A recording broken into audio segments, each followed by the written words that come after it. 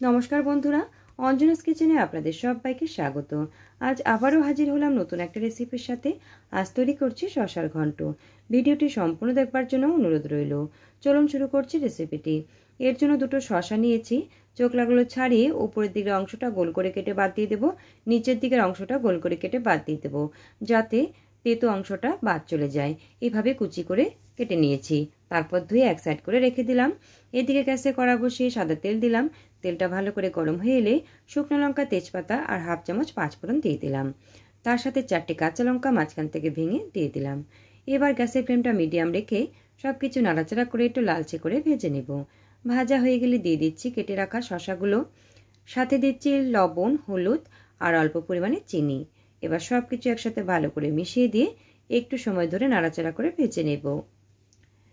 এরপর আমি এর মধ্যে দুটো টমেটো অ্যাড করে দেব। দুটো টমেটো আমি আগের থেকে কুচি করে রেখেছিলাম, সেইগুলো দিয়ে দিলাম। এবার সবকিছু ভালো করে মিশিয়ে দিয়ে ঢাকনা চাপা দিয়ে 5 মিনিটের জন্য রেখে দেব, যাতে করে সবকিছু সেদ্ধ হয়ে আসে। ঢাকনা খুলে নিলাম 5 মিনিট পর। দেখুন সবকিছু খুব সুন্দরভাবে সেদ্ধ হয়ে গেছে, আর জল জল একটা ভাব ছিল সেটাও অনেকটাই শুকিয়ে এসছে। এই পর্যায়ে আমি দিয়ে দিচ্ছি হাফ চামচের থেকে একটু বেশি ধনে গুঁড়ো আর হাফ চামচ লঙ্কার গুঁড়ো।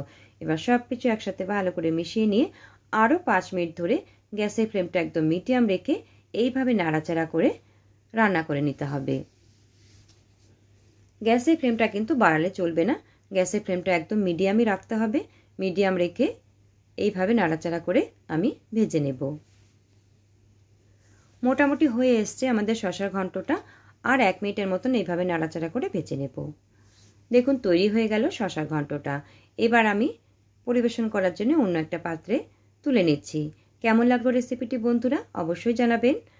আপনারা এইভাবে শসার ঘন্ট একবার বাড়িতে বানিয়ে দেখবেন, আশা করছি ভালো লাগবে।